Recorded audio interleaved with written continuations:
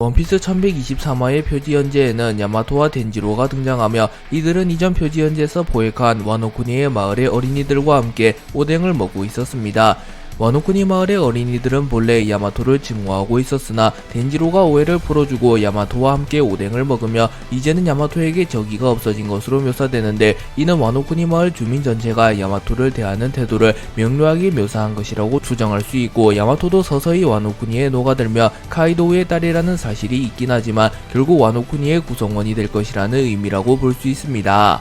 조이보이는 과거 자신의 죽음을 직감하였고 자신이 죽게 된다면 더는 에메트를 도와줄 수 없다고 판단합니다. 그래서 조이보이는 자신의 폐양색 회기를 최대치로 묶어 에메트의 체내에 보관시켜 주었고, 에메트가 생각할 때 긴박한 상황이 오거나 중요한 사람들을 지켜야 할 때가 오면 자신의 폐양색 회기를 발현하여 위기를 모면하라고 말합니다.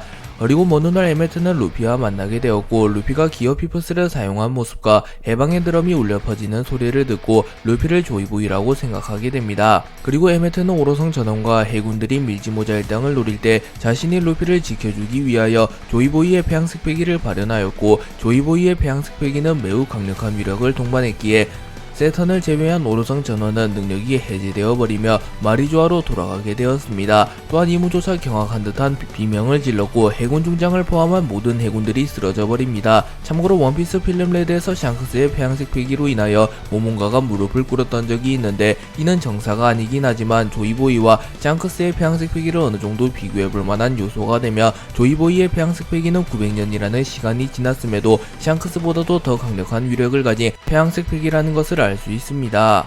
조이보이의 폐양색 회기로 인하여 밀지모자 일당을 추적하던 나스주로, 워큐리, 피터, 마스가 모두 마리조아로 돌아가게 되었고 세턴도 능력이 해제되게 되었습니다. 또한 해군들 전원이 기절했고 해군본부에서는 에그헤드 응답하라, 무슨 일이 일어나고 있는 거냐, 일어나라 너희들, 밀지모자 녀석들이 도망친다 라고 통신하며 에그헤드에 있는 해군들에게 빨리 밀지모자 일당을 추적하라고 말하나 사실상 모든 해군들이 기절해버렸기에 해군 군함은 움직일 기미가 보이질 않았습니다. 그리고 세라핌 콩은 기계였기에 폐양색 회기의 영향을 받지 않은 것으로 추정되며 해군들을 급하게 깨우려 하고 있었습니다. 그리고 키자루의 모습은 그려지지 않았는데, 만약 키자루마저 조이보이의 폐양색 회기를 버티지 못했다면 조이보이의 무력은 상황조차 아득히 상회하는 초월적인 존재가 될 것이지만 정황상 키자루마저 기절했을 가능성은 적으며 키자루는 지쳐 쓰러져 있다는 명분이 있기에 굳이 베가펑크와 자신이 믿었던 태양신 니카 루피를 추적하지 않은 것으로 추정됩니다. 한편 도리와 브로기는 엄청난 위력의 폐양색 회기를 느낀 이후 자신을 추적하던 괴수들과 해군들이 무력화된 것을 확인한 이후 야 진짜냐 대단한걸, 저기가 일절 느껴지지 않았어, 빨간머리 이상인가 라고 말하며 조이보이의 폐양색 회기는 정확하게 루피를 적대하는 이들을 향해 발현되었고 위력은 대략 샹크스의 이상이라고 말합니다. 그리고 루피는 하하 고마워 거대 로봇 이라고 소리치며 에메트에게 최후의 인사를 건넸고 에메트는 의식을 잃은 채 쓰러져 있었습니다.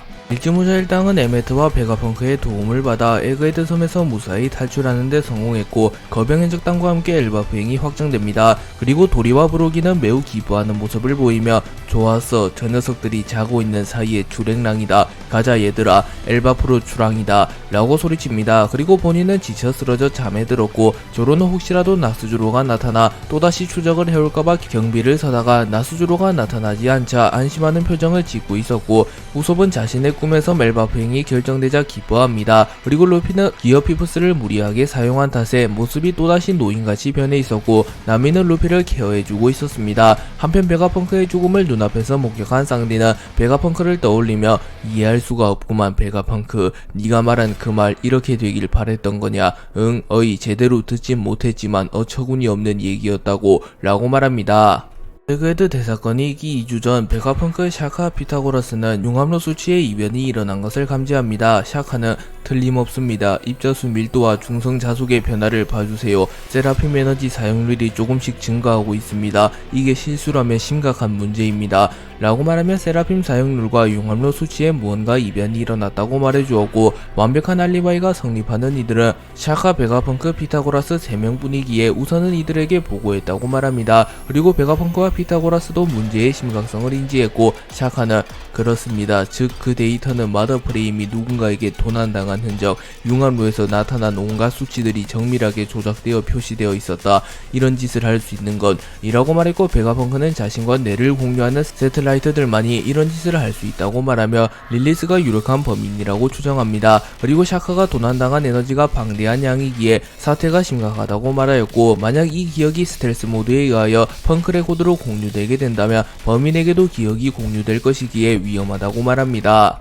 베가펑크, 샤크와 피타고라스는 융합로 수치와 세라핌 에너지 사용률의 이상을 눈치챈 지 일주일 만에 범인을 특정하는 데 성공하였고, 범인은 다름 아닌 요크로 밝혀집니다.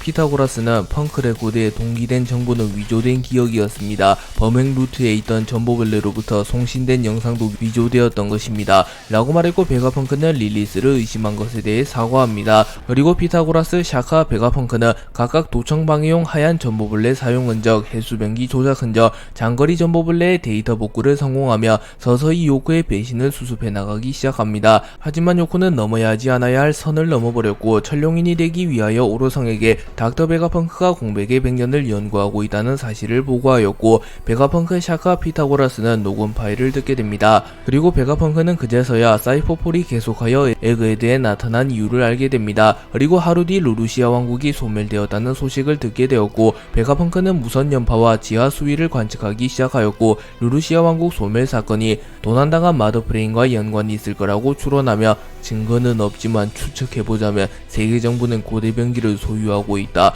요크가 넘긴 마더프레임으로 그걸 가동한 게야. 그 결과는 곧 드러날 거다. 억측까지는 아니겠지만 공개적으로 까발릴 수는 없네. 내 책임이다. 인간으로부터 요크를 떼어내는 게 아니었는데 라고 말하며 좌절합니다.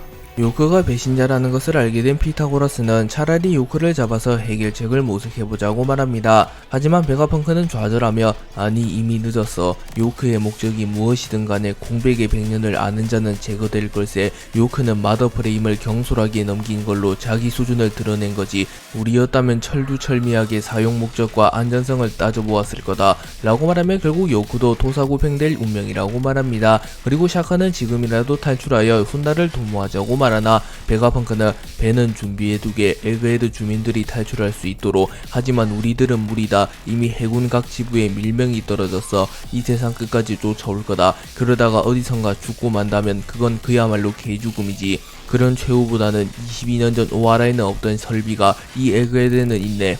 목소리를 최대한 널리 전할 수 있는 방법이, 나는 여기서 죽겠지만 순순히 죽을 생각은 없다 라고 말하며, 어차피 죽음이 확정된 이 시점에 가장 좋은 방안은 가치 있는 죽음을 맞이하며 전세계의 자신들의 목소리를 널리 퍼뜨리는 것이라고 말합니다. 그리고 이들의 대화를 보면 베가펑크와 새틀라이트 간에도 분명 지능의 차이는 존재하며, 똑같은 지식을 가지고 있다고 하더라도 그 지식을 어떻게 활용하고 창의적인 생각을 하는 것이 중요한지 알 수 있는 부분입니다. 베가펑크는 죽음을 결심한 이후 곧바로 세계정부가 들이닥치기 이전까지 만반의 준비를 갖추기로 하였고, 우선 방송통신용 전보벌레를 숨길 곳을 모색하였고, 에메트의 내부에 숨기기로 결정하였고, 마더프레임을 활용하여 에메트를 작동시키고자 합니다. 그리고 베가펑크는 미완성이기에 유일한 희망이라고 말하였고, 결국 베가펑크는 자신의 목적을 이룹니다. 또한 베가펑크는 샤크와 피타고라스와 함께 전세계에 송출할 방송을 녹화하였고, 자신의 죽음과 동시에 이 방송이 전세계에 발송되도록 조치를 취합니다. 그리고 베가펑크는 혹여나 발생할 변수를 제거하기 위하여 샤크와 피타고라스와 자신의 기억을 지우기로 결정하였고, 만에 하나라도 이 사실이 노출되지 않기 위해 우리들의 기억으로부터 삭제한다. 그나저나 그 대신 다른 기억들도 사라지게 되지. 요크가 마더프레임을 훔치고 우리들을 팔아넘긴 것, 우리들의 목숨이 위협당하고 있다는 것도 또다시 세상을 놀라게 만들겠군. 새로운 공포를 겪게 될 거다. 하지만 이미 대책은 마련되어 있다. 지금부터 일어날 최악의 사태를 통해서 우리들이 이긴다.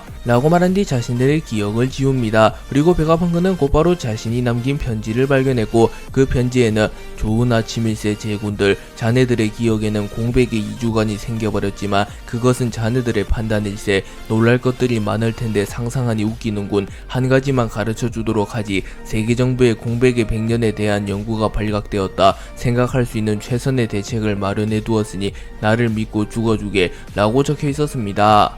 베가펑크는 흘러갈 미래마저 완벽하게 예측하며 자신의 죽음을 방아쇠 삼아 전 세계에 자신의 목소리를 퍼뜨리게 되었고, 공백의 백년과 고대병기 조이보이에 대한 이야기를 하며 에비브 원피스의 정체를 공인함과 동시에 원피스 쟁탈전을 더욱 가속화시키며 그야말로 가치 있는 죽음을 맞이합니다. 그리고 베가펑크는 쌍디에 의하여 구출받은 뒤 날 도와줄 필요는 없네, 그냥 날 그대로 죽게 해줘 라고 말했고, 쌍디는 뭐 자살하고 싶은 거야? 라고 물었고, 베가펑크는 그런 게 아닐세, 내가 죽음으로써 무슨 일이 일어날 것 같단 말이야. 그리고 원피스 말이다만 너희들이 손에 넣었으면 하네 라고 말하며 이왕이면 밀지모자 일당이 원피스를 얻었으면 좋겠다고 말합니다. 그리고 베가펑크는 결국 죽게 되었고, 밀지모자 일당은 에그헤드 섬에서 탈출하는데 성공하며 엘바프로 향합니다.